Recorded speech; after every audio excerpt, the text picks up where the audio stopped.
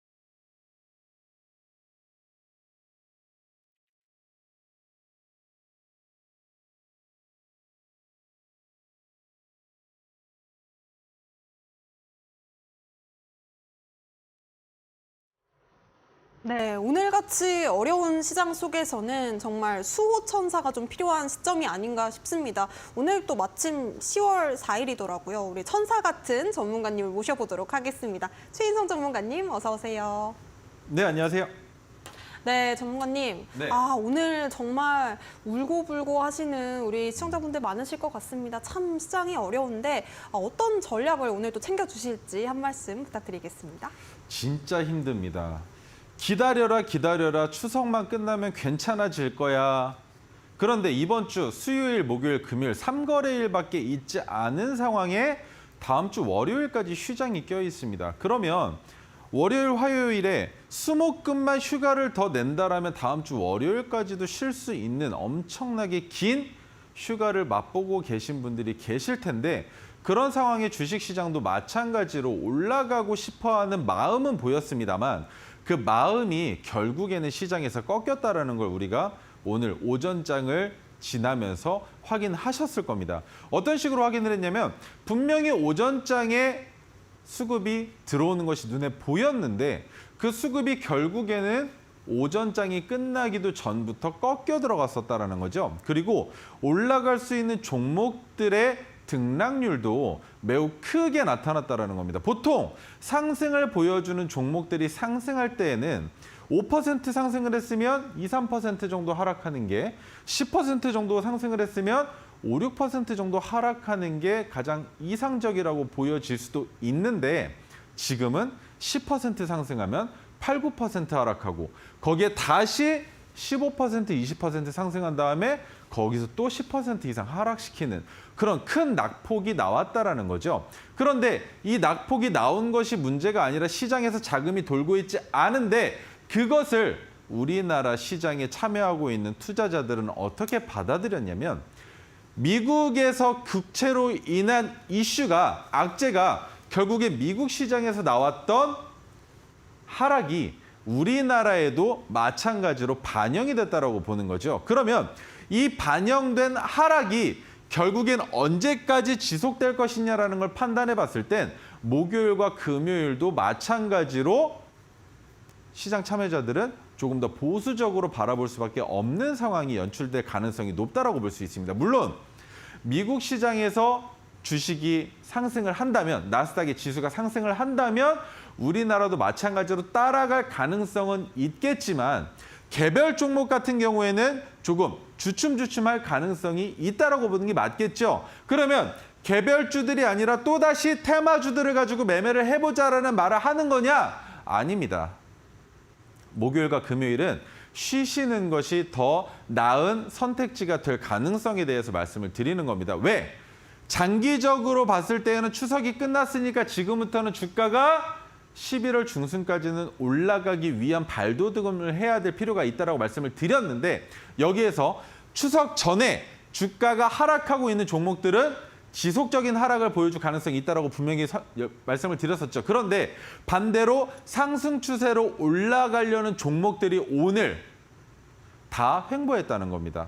그 횡보가 우리가 받아들일 때는 내려가지 않은 거에 감사하는 것이 아니라 내려가야 마땅한데 버텨주고 있었다라고 판단하실 수 있는 거예요. 그러면 오늘 진입하신 종목들은 버텨냈으니 목요일과 금요일도 버텨낸다면 다음 주부터는 좋은 시장이 오지 않을까요? 라고 여러분들께 말씀드려보고 싶은 겁니다. 그래서 단기적으로 테마성으로 접근하는 종목들은 다음 주부터 보시는 게 마땅하고 당장 이번 주에는 어떻습니까?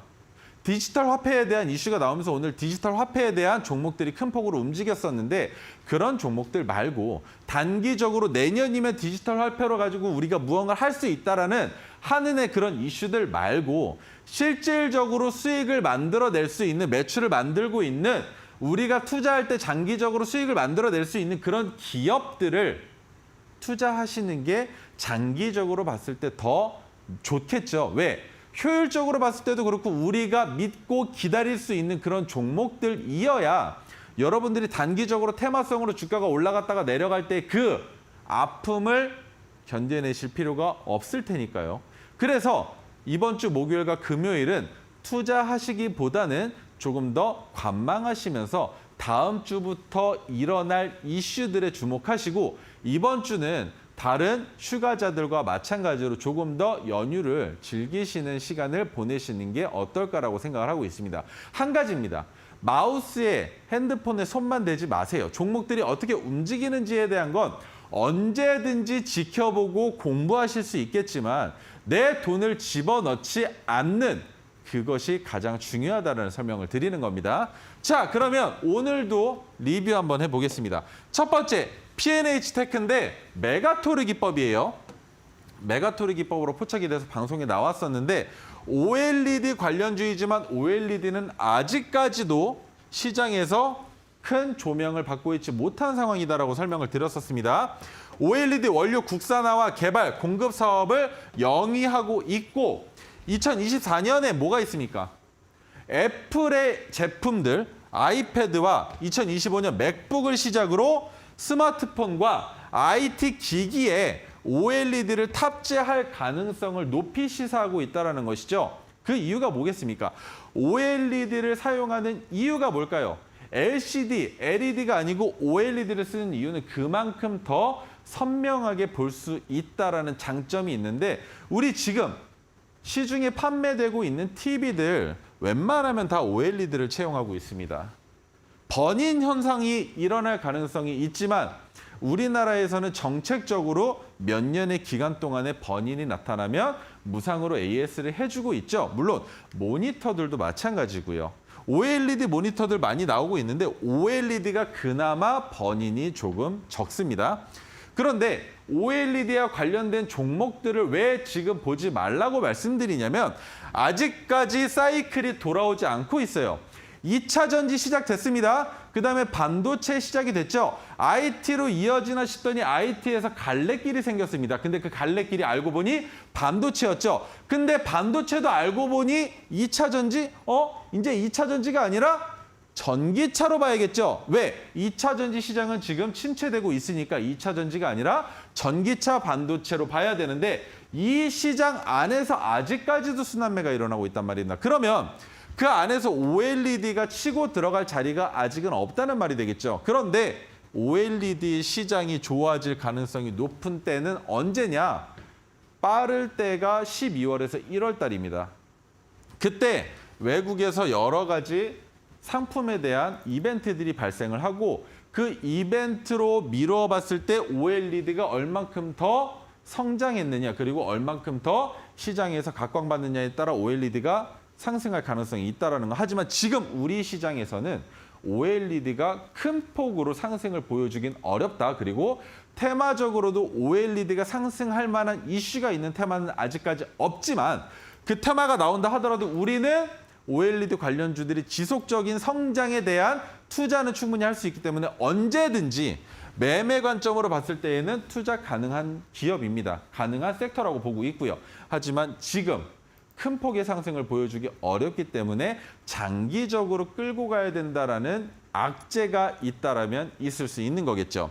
자, 그리고 2021년부터 매년 100억 원의 매출의 증가세가 있는 P&H 테크가 이 매출의 100억 원이 어떻게 보면 크고 어떻게 보면 작습니다만 100억 원 이상의 매출을 OLED에서 만들어내고 있다라는 것 자체가 중요하다고 봐야겠죠. 그 이유는 OLED 시장 자체가 지금 지속적으로 성장을 보여주고 있지만 매출액도 증가하고 있지만 우리나라 시장은 어떻습니까? 매출액이 증가하는 게 중요한 게 아니라 수급이 어느 종목으로 들어오는지를 보고 매매하시는 분들이 많잖아요. 그래서 OLED가 지속적으로 성장할 가능성이 있어도 지금 투자를 하기에는 조금 위험하다라고도 판단할 수 있는 것입니다. 그런데 언제 포착을 했습니까? 포착을 했을 때가 바로 총 2번이었죠. 7월 26일과 8월 10일. 두 날 다 메가토리 기법이 포착이 됐다라고 여러분들께 말씀을 드렸었는데 그 이후에 상승세를 지속적으로 이어가고 있다는 겁니다. 그런데 이 상승세가 지속적으로 이어질 때 우리가 판단할 수 있는 것은 무엇이냐? 올해 말, 내년 초면 전고점까지도 한번 돌파할 수 있을 것 같다라고 생각해 볼 수 있는 거죠. 왜? 추세가 전환이 됐습니다. 그런데 장기적으로 봤을 때는 추세가 전환됐지만 아직까지 박스권에 갇혀 있는 모양을 보여주고 있다. 그런데 이 박스권을 돌파할 때 테마적으로 뉴스가 나오면서 주가를 상승시킬 것이냐 아니면 자연적으로 조금씩 상승하다가 전고점을 돌파할 때쯤에 뉴스가 나올 것이냐에 대한 판단은 우리가 섣부르게 할 수 없습니다만 상승할 가능성이 충분한 산업군의 종목이며 24년과 25년에 매출이 큰 폭으로 증대될 가능성이 있는 기업이다라고 봤을 때 지금 현재 주가의 위치가 그렇게 높지 않으니 장기적인 투자 관점으로는 지금도 매수가 가능한 기업이다라는 거. 하지만 우리가 진입했었던 가격은 지금 현재 주가가 이미 올라와 있는 상황보다 더 낮은 가격에 매수했기 때문에 충분히 더 장기적으로 가져가기에 메리트가 있겠죠. 그리고 뭐가 있습니까?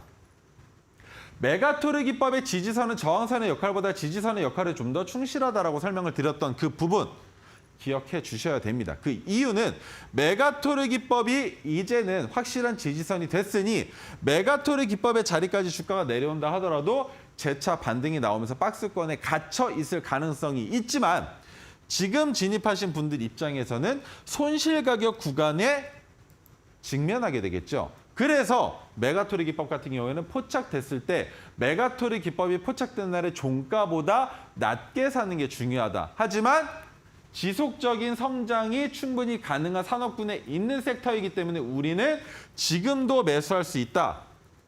이해가 되시나요?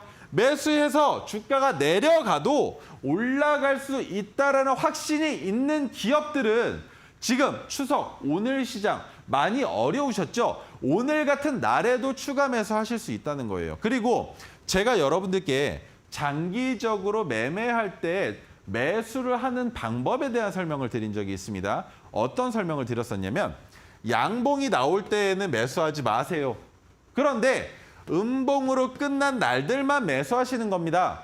라고 설명을 드렸어요. 그 이유, 양봉으로 나온 날은 주가가 이미 올라가 있는 높은 자리겠죠. 하지만 대체적으로 음봉으로 끝난 종목들의 종가 자리는 낮을 가능성이 높습니다. 그러면 매일매일 한 주씩 10주씩 산다라고 가정을 했을 때 양봉이 나올 때마다 사는 게 좋을까요? 음봉이 나올 때마다 사는 게 좋을까요? 라고 판단을 해보면 음봉이 나올 때마다 산다면 양봉이 나올 때마다 샀을 때보다 평균 단가 자체가 낮게 나올 겁니다. 그리고 장기적으로 가지고 가야 하는 상황이기 때문에 마라톤 하는 것과 비슷한 거예요. 천천히 주가가 내려올 때만 혹은 주가가 올라간다 하더라도 양봉이 나올 때만 그러면 절대로 평균 단가가 높아질래야 높아질 수가 없으면서 가장 중요한 거.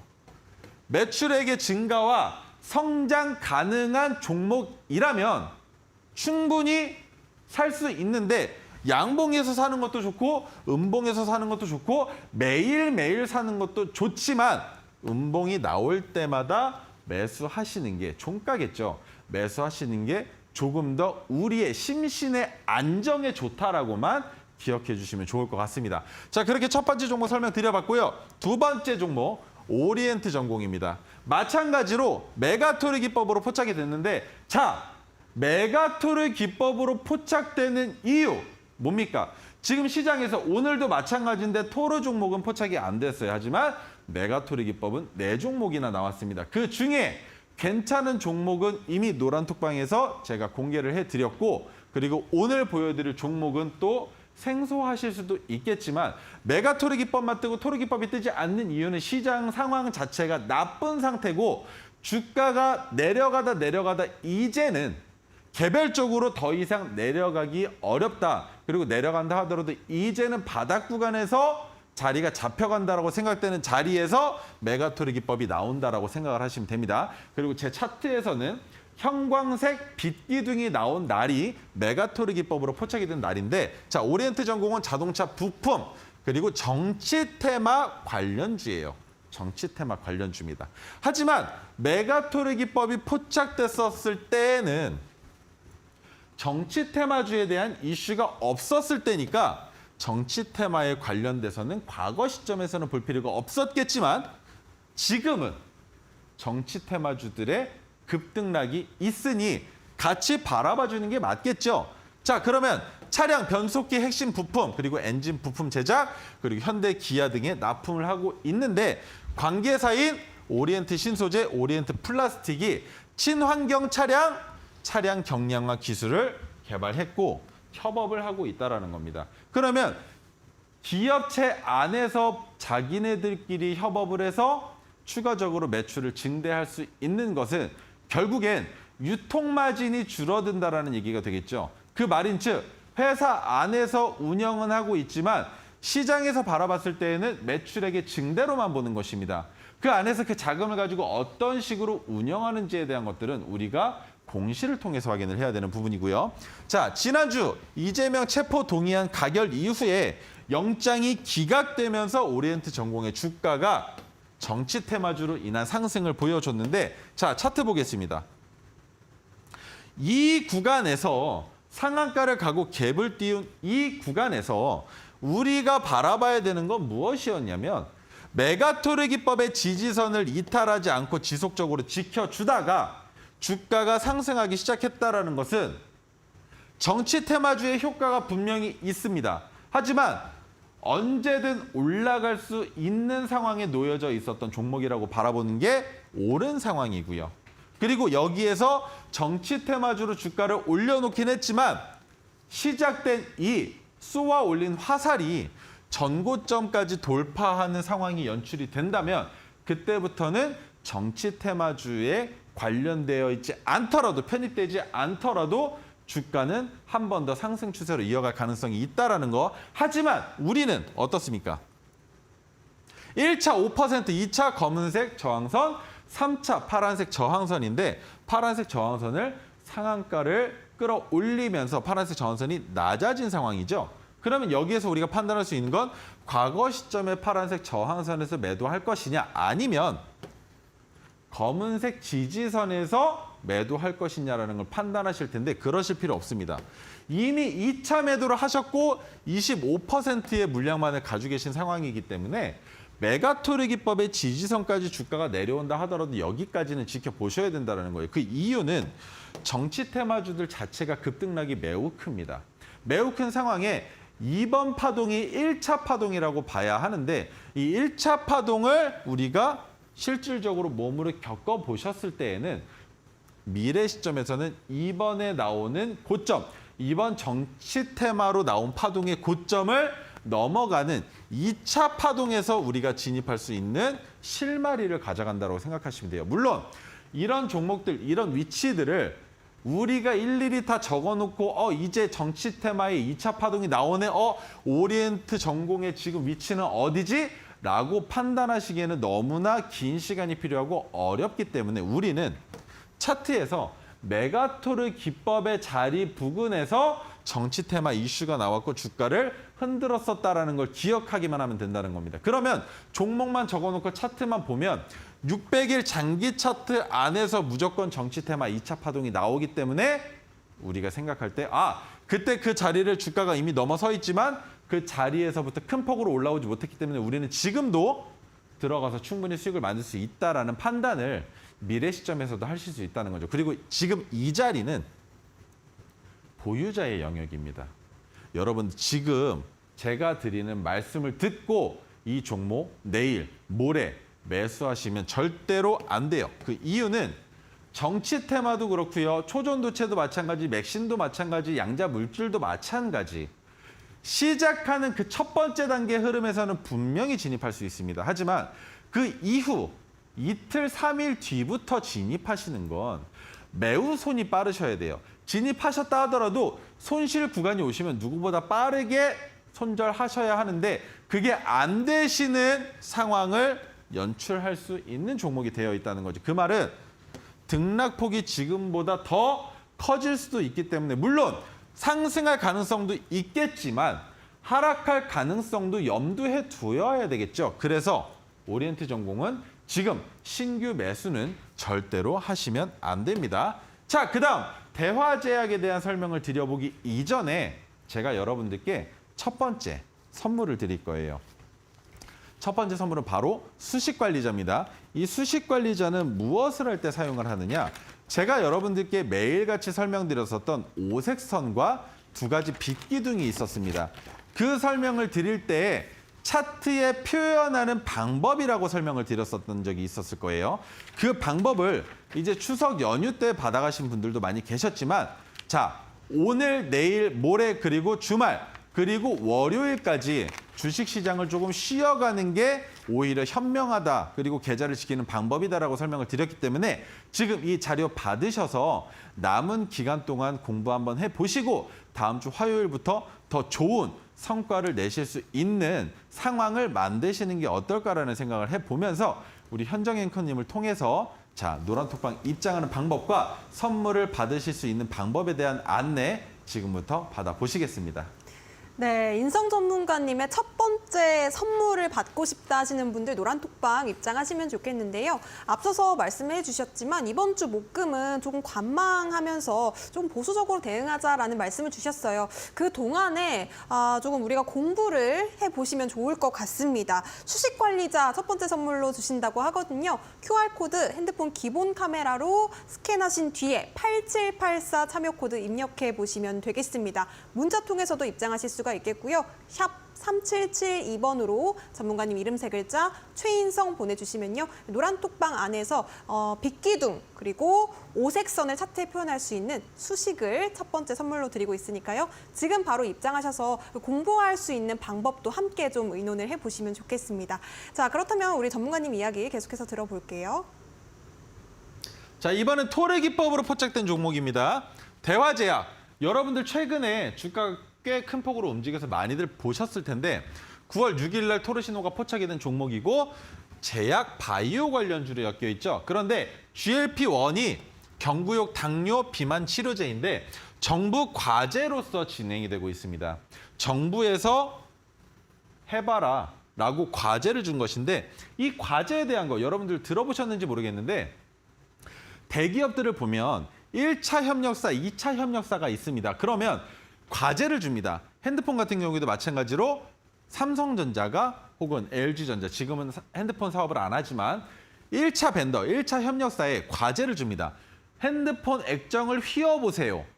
아니면 핸드폰의 기판을 어떤 식으로 좀 더 줄여보세요. 이런 식의 과제를 주는데 그 과제를 진행해서 그 다음 세대의 물건들이 나온다라고 보는 것이죠. 그런데 기업이 주는 것이 아니라 정부가 준 과제를 하고 있는 기업이다라고 보시면 됩니다.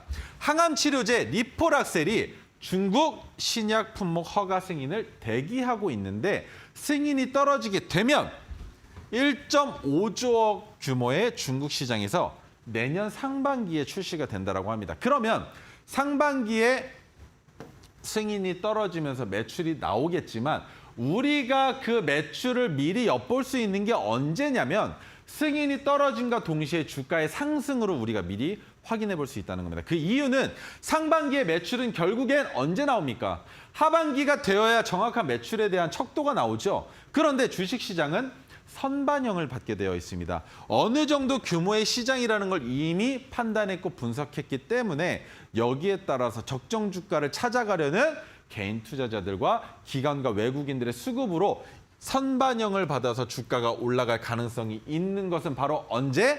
승인이 떨어진 다음부터 내년도 되기 이전에 선반영을 받고 주가가 고점을 찍은 이후에 조정받으면서 하락할 가능성이 있다는 것이죠. 자, 그러면 9월 6일 날 포착한 이후에 지금 주가의 위치를 같이 한번 보겠습니다. 11,800원입니다. 우리가 포착했었던 종가 가격이에요. 그런데 11,800원에 진입한 이후로부터 주가가 지속적으로 상승을 보여주는가 싶지만 자, 여기에서 중요한 것은 윗꼬리가 너무 지속적으로 많이 달리고 있습니다. 그리고 아랫꼬리도 많이 달렸었는데 오늘 음봉이 꽤 큰 폭으로 나왔었죠. 그런데 오늘 시장에선 어떤 종목이다 하더라도 모두가 다 하락할 수밖에 없는 시장 상황이었어요. 내일도 물론 하락할 가능성이 있을 겁니다. 모레도 마찬가지라고 보고 있어요. 그러면 대화제약 같은 경우에는 지금부터 어떤 식으로 이 종목을 바라봐야 하느냐. 내일과 모레 깨지 말아야 하는 가격 구간이 있습니다. 그 가격 구간을 이탈하지 않는다면 우리가 지금 만들어놓은 30%의 수익률 이상의 수익을 맛볼 수 있겠지만 깨지지 말아야 하는 선을 이탈하게 된다면 어떻게 되겠습니까? 시장 참여자들의 투자 심리 자체가 위축돼 버리겠죠. 그러면 그 위축으로 인해서 주가가 상승할 수 있는 승인이 떨어진다 하더라도 그 이전까지는 주가가 어디까지 곤두박질 칠지 알 수가 없기 때문에 우리는 익절을 한 이후에 승인이 떨어졌을 때 다시 진입하는 게 더 확실한 방법이지 않겠습니까? 미련하게 버티고 종목이 마이너스로 나는 걸 지켜보실 필요가 없다는 거예요. 그냥 언제든지 수익을 맛볼 수 있을 때 맛보고 손실 구간에 직면할 것 같을 때에는 가차없이 잘라버리셔야 하는데 손절만 잘해도 계좌는 불어날 겁니다만 손절을 못하시면 계좌가 불어날 수가 없습니다. 가장 중요한 이유. 포트폴리오에 손절인 종목들만 꽉 차게 되면 내가 아무리 좋은 종목이라고 생각을 해도 그 종목에 진입할 수 있는 여유 자금이 없기 때문에 손실이 더 커질 수밖에 없는 거예요. 아깝죠? 배 아프죠? 이 종목 올라갈 거라고 확신했는데 못 사서 더 배 아프죠? 그러면 그런 일을 겪기 이전에 모든 종목들을 다 손절하고 수익이 안 나는 종목들을 잘라내고 올라갈 수 있는 종목들을 더 길게 보면서 수익을 만들어내고 오늘같이 음봉이 깊게 나왔을 때 시장 상황이 좋지 않은 상황이다라는 걸 미리 알고 있으면 오늘의 음봉은 충분히 나올 수 있다라고 판단하고 장중에도 매도할 수 있는 여건이 있는 겁니다. 하지만 우리는 종가 베팅을 통해서 매매를 하고 종가에 매도를 하는 것이 더 좋지 않나라는 의견을 제시해드리고 있는 저의 입장에서는 오늘 충분히 버틸만한 정도까지밖에 이탈하지 않았습니다. 충분히 버틸만한 자리까지밖에 오지 않았고 여기에서 우리가 보는 것은 조금 더 아래 지금으로부터 약 7% 정도 더 내려와주는 가격까지는 충분히 내려올 수 있다라고 판단하고 있습니다. 그런데 그 가격을 이탈한다면 우리는 거기에서 전량 매도를 해서 수익을 보고 끝을 내면 되는 것이고 그 가격을 지켜준다면 매도 안 하고 거기서부터 더 지켜보면 되겠죠. 물량이 얼마 안 되겠지만 승인이 떨어질 수도 있다라는 그 모멘텀이 아직까지 작용되고 있으니 우리는 그 모멘텀을 한 번 더 맛보자라는 거. 자, 그러면 지난주에 보여줬었던 이 음봉, 아래 꼬리도 달리지 않은 이 음봉 다음에 나오는 이 윗꼬리는 어떻게 해석할 것이냐. 마찬가지의 상황이 또 나올 수도 있다라는 생각을 하셔야죠. 그래서 대화제약은 아직까지도 괜찮다라고 보고 있다라는 설명을 드리는 겁니다. 자, 그 다음으로 넘어가서 오늘 첫 번째 종목 극동유화입니다. 극동유화는 유가 관련주로 엮여 있으면서 정치 테마주로 엮여 있죠. 그런데 정치 테마주 중에 지금 힘을 못 쓰고 있는 상황에 있는 테마에 살짝 발을 걸쳐놨고 유가 관련주라는 것으로 주가가 한번 큰 폭으로 올라갔었습니다. 유가가 너무나 많이 올라가고 있다는 건 여러분들이 직접 몸으로 체험하고 계실 거예요. 기름값이 너무 많이 올라갔습니다. 그죠? 국제 유가가 고공행진을 이어가고 있는데 뭘 하고 있습니까? 극동유화는 배당금을 한 주당 200원으로 측정을 했어요. 시가 배당률은 5.3% 정도 됩니다. 나쁘지는 않은 상황이에요. 왜? 배당을 안 주는 기업들도 많이 있습니다. 그런데 배당을 주는 기업들에만 투자하시는 분들 계시고요. 그리고 배당을 주는 기업들 중에 매출액이 괜찮게 나오는 기업들만 투자하시는 분들도 존재한단 말입니다. 자, 이재명 구속영장 기각으로 낙폭이 심화됐다라는 것은 극동유화를 보유하고 계신 분들에게는 악재가 될 수 있지만 1차 파동이 끝나는 시점부터는 정치 테마주들은 잠잠해질 겁니다. 그러면 그때부터는 정치 테마가 아니라 본연의 자리를 찾아가겠죠. 그 말은 즉 다시 주가의 위치가 원상태로 돌아갈 거라는 겁니다. 그러면 유가 관련주들만 보면 되겠죠. 흥구석유, 한국석유, 중앙에너비스 등이 있는데 자, 차트 보겠습니다. 흥구석유 언제 올라갔습니까? 5일이 고공행진을 할 때 시세를 만들어냈어요. 그리고 전고점 어디입니까? 박스권의 상단으로 볼 수 있는 가격까지 돌파시킨 이후에 주가가 눌리고 있으면 여기에서 우리가 선을 아직까지 그어볼 수는 없지만 여기에서 재차 반등을 해서 전고점을 넘어간다면 제가 지금 일자로 그어놓은 이 짝대기 선이 맞아 떨어지기 시작하는 상승이 나올 수도 있는 겁니다. 언제까지? 유가가 지속적으로 고공행진을 한다면 말이죠. 자, 두 번째, 한국석유는 큰 파동을 보여주지 못한 상황에 지금 현재 주가의 위치는 다시 한번 바닥 구간인 핑크색 지지선까지 내려와 있다는 겁니다. 그러면 투자자들의 입장에서 이게 가장 중요한 거예요. 내가 유가가 올라갈 거라고 판단하고 투자를 할 건데 흥구석유 할래, 한국석유 할래라고 물어보면 야, 한국석유는 투자 심리가 죽어버린 것 같은데 그러면 올라갈 가능성이 더 큰? 이렇게 되는 거예요. 이해가 되시죠? 그래서 무엇이 중요하냐면 투자 심리가 죽었는지 죽지 않았는지 혹은 죽을 가능성이 있는 종목인지를 판단해서 우리가 익절 구간을 잡거나 혹은 버틸 수 있는 원동력으로 삼을 수 있다는 겁니다. 이해가 되셨으면 좋겠습니다. 그래서 한국석유가 아니라 한국석유 살 바에는 유가 관련주 살 바에는 흥구석유를 산다. 그럼 중앙에너비스는 어떨까요? 한국석유보다도 더 안 좋은 위치에 있네요. 그러면 중앙에너비스도 마찬가지로 매매하는 관점으로는 보기 어렵겠지만 중앙에너비스는 한 가지 키포인트가 있습니다. 무엇이냐? 키 맞추기가 일어날 가능성이 있는 기업이에요. 왜? 전고점을 넘지도 못했고 여기에서 유가가 다시 한번 큰 폭으로 요동을 친다면 상한가를 가면서 한번 큰 폭으로 상승할 가능성이 충분히 있는 기업이기 때문에 유가의 파동이 나올 때 흥구석유의 주가가 올라갈 때 중앙에너비스의 캔들이 그리고 호가의 움직임이 그리고 등락폭이 흥구석유보다 높이 나온다면 우리가 단기적인 관점으로는 충분히 진입해 볼 수 있는 기업이다라고는 말씀을 드리겠지만 장기적으로 투자하시는 분들은 절대 중앙에너비스는 보지 마시고 차라리 흥구석유를 보시는 게 맞습니다. 자, 그러면 오늘 제가 가지고 나온 종목 극동유화인데 극동유화는 마찬가지 파동이 나왔었을 때가 언제였습니까? 똑같아요. 유가 파동이 나왔을 때 동일하게 올라갔는데 극동유화는 어디입니까?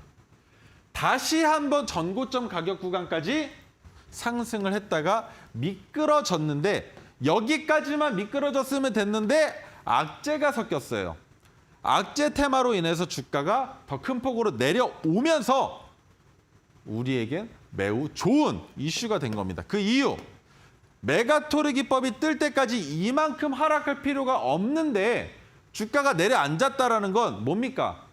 너무 많이 내려왔다는 거죠. 그래서 메가토르 기법의 빅기둥이 뜬 자리가 나온 건데 이때는 매수하셔도 된다는 겁니다. 반대로 상승할 가능성이 충분히 있는데 자, 제가 오늘 노란톡방에서 뭐라고 말씀드렸냐면 메가토르 기법이 포착된 것은 맞으나 아직 매수하기에는 시기가 좋지 않다라고 설명을 드렸어요. 그 이유는 내일과 모레 어떤 식으로 주가가 흘러갈지 모르기 때문에 제가 최소한 시간외 단일가와 미국장의 흐름 정도만 파악해 보고 내일 매수하시는 건 괜찮다라고 설명을 드렸는데 어디에서 주가가 조금 더 내려와 준다라면 정말 너무 좋을 것 같아서 마이너스 1%에서 마이너스 3% 정도 더 내려와 준다라면 그 자리는 너무나 좋은 자리니 그 자리에서 매수하시는 게 어떨까라는 의견을 드렸다는 겁니다. 여러분들도 마찬가지세요. 극동유화를 바라보실 때 오늘의 종가 3,750원이 아니라 주가가 좀 더 내려간 자리에서 잡는다면 저는 3,750원을 기준으로 설명을 드릴 거기 때문에 더 많은 수익을 가져가실 수 있겠죠. 그리고 내일과 모레 시장이 지속적으로 안 좋아질 가능성도 있지만 금요일 날 극적으로 시장이 좋아진다면 다음 주 화요일부터는 우리나라 시장도 지금보다 훨씬 더 개선될 가능성이 높다라고 보고 있습니다. 다만 금요일 날도 시장이 좋지 않다면 다시 한번 다음 주에 미국 시장의 여파가 올 수도 있다라는 거 기억해 주시면 좋을 것 같고요. 자, 그러면 두 번째 선물을 드려볼 텐데 두 번째 선물은 바로 토르 기법과 메가토르 기법을 포착해주는 자동으로 알아서 종목을 선별해주는 조건 검색식입니다. 이 조건 검색식은 한번 설치만 해 놓으시면 HTS에서 자동으로 매일같이 종목을 여러분들께 제공을 해드리기 때문에 제가 매일같이 3시 20분 사이에 3시 20분부터 3시 30분 사이에 종가 베팅 하시라고 종목을 드리지 않아도 여러분들께서 미리 종목을 판단하시고 이 종목 오늘 기법이 살아있네라고 생각하시고 진입하실 수 있는 이 조건 검색식을 우리 현정 앵커님을 통해서 한번 받아보시겠습니다.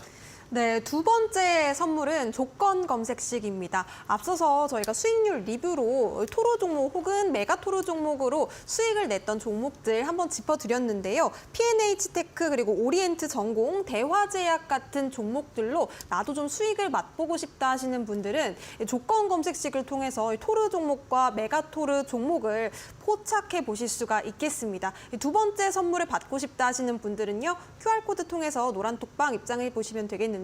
지금 화면 하단에 네모나게 박스 하나 보이실 겁니다.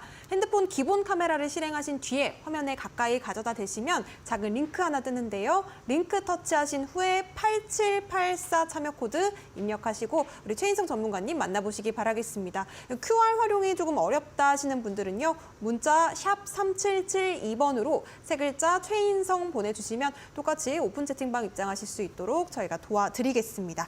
자, 그렇다면 앞서서 또 메가토르 종목을 또 짚어주셨는데요. 메가토르 종목은 시장이 좀 어려울 때 나온다라고 우리 전문가님께서 말씀 주셨거든요. 요즘 시장이 참 어렵기는 한 것 같습니다. 뭐 고유가부터 고금리, 고환율 이야기까지 오늘 나왔는데 특히나 또 고유가 이야기 요즘 계속해서 나오고 있잖아요, 전문가님. 이렇게 유가가 높아질 때 앞서서 또 유가 수혜주도 말씀해 주셨지만 우리가 좀 공략해 볼 수 있는 섹터는 또 어떤 섹터가 있을까요?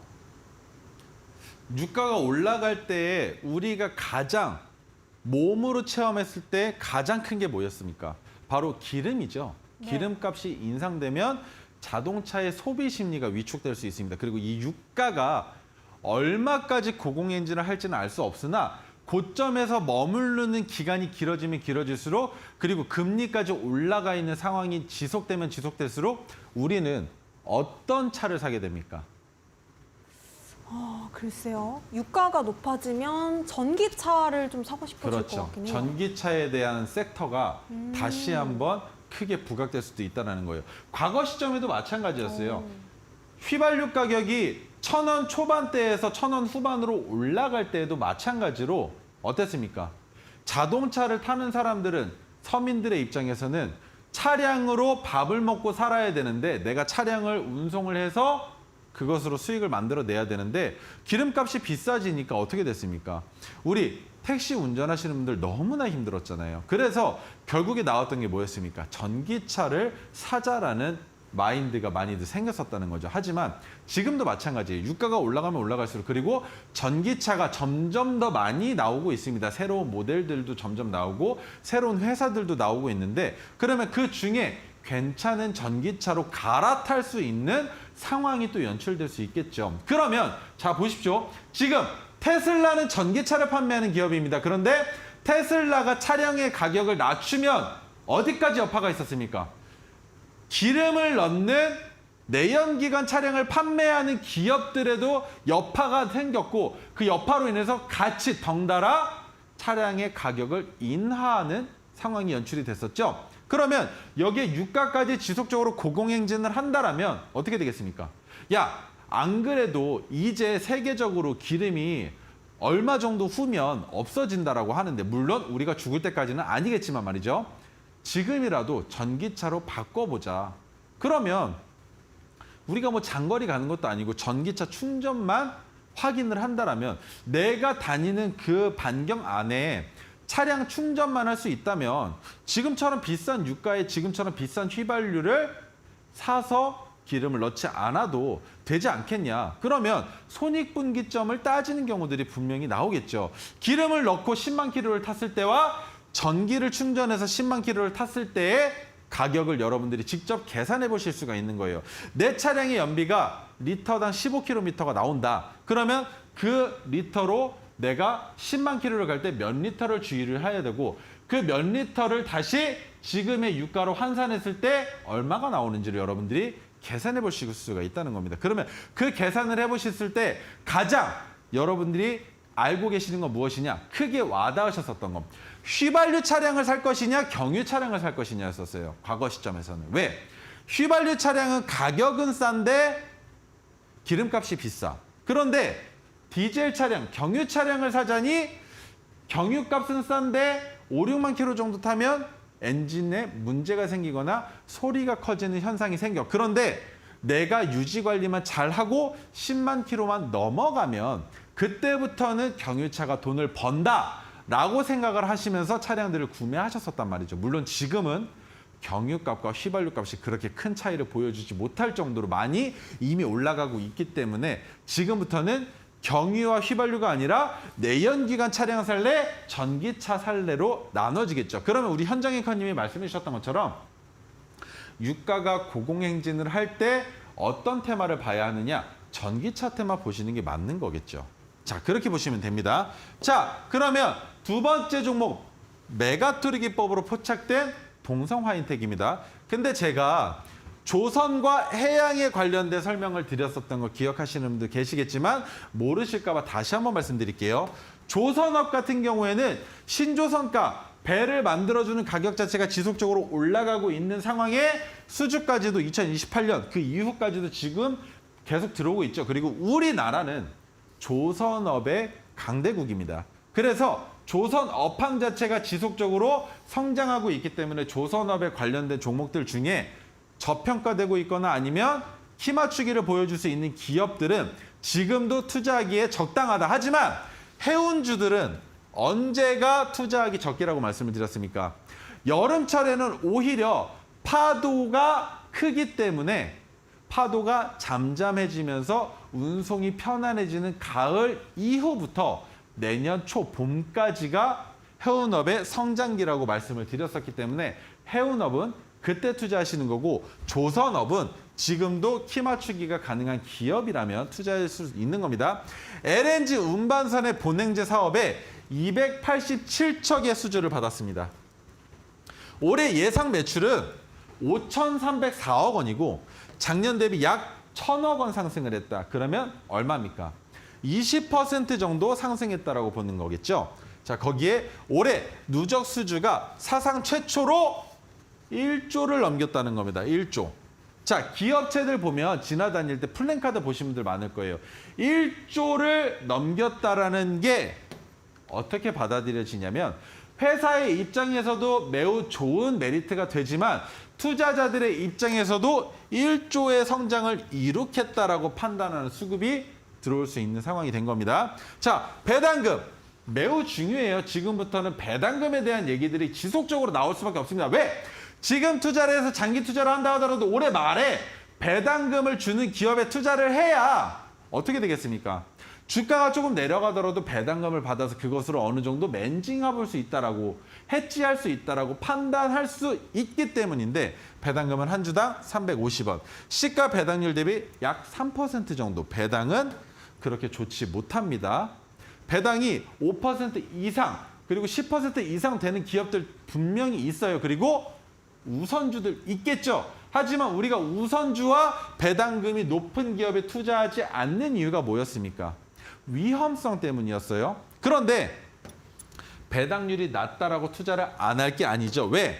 기업체가 지속적인 성장을 보여주고 있으니 배당금이 부족하더라도 차트적으로 위치가 좋다면 우리는 투자해볼 수 있는 거고. 자, 조선업 관련주 한국카본, HSD, 엔진, DK락, 세진중공업 등이 있는데 차트를 보여드리겠습니다. 신조성가가 상승하면서 주가가 올라가고 있는 이 흐름이 한번 꺾여 있다는 것은 여기에서부터 옥석 가리기가 충분히 가능하다고 보는 것입니다. 그러면 한국카본과 HSD 엔진 같은 경우는 주가가 내려앉았지만 고점을 돌파하고 내려왔기 때문에 반등이 나올 가능성이 충분히 있다고 보겠죠. 자, 그런데 DK락은 전고점을 돌파하지 못하고 주가가 흘러내렸기 때문에 위험한 상황에 놓여 있지만 메가토르 기법의 자리에서 지지를 받지 못하고 흘러내렸다는 거. 그러면 마찬가지로 전저점을 이탈하지 않는다면 괜찮겠지만 전저점을 이탈할 가능성까지 우리가 염두에 봤을 땐 DK락은 진입하면 안 되는 종목이다라는 거.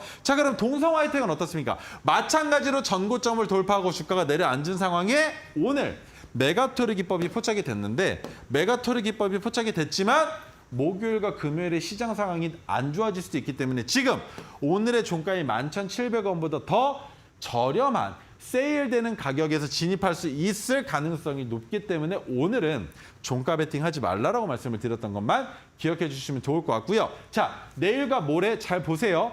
11,700원보다 주가가 내려간다면 그때는 진입하셔도 좋다라고 설명드릴 수 있을 것 같습니다. 자, 그러면 마지막으로 여러분들께 제가 수식과 검색기를 드렸습니다.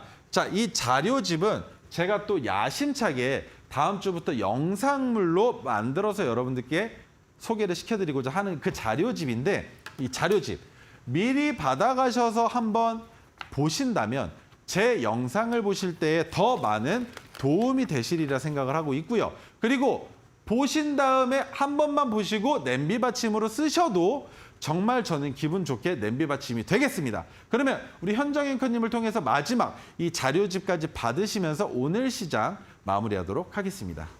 네, 수식과 검색기, 자료집까지 모두 선물로 받고 싶다 하시는 분들은요. 최인성 전문가님의 노란톡방 지금 입장해 보시면 되겠습니다. QR코드 타고 8784 참여코드 입력하시거나 혹은 문자 샵 3772번으로 최인성 보내주시면요. 노란톡방 안에서 오늘 공략하시는 타임특가 종목에 대한 이야기도 더욱더 상세히 나눠보실 수 있겠습니다. 자, 아쉽지만 우리 전문가님 보내드릴 시간입니다. 오늘 고생 많으셨습니다. 감사합니다. 네, 어려운 시장 대응하시느라 참 고생 많으셨습니다. 저희는 내일 이 시간에 더욱더 친절하고 똑똑한 전략과 함께 돌아오도록 하겠습니다. 저희는 내일 이 시간에 다시 찾아뵙겠습니다. 시청해주신 여러분 고맙습니다.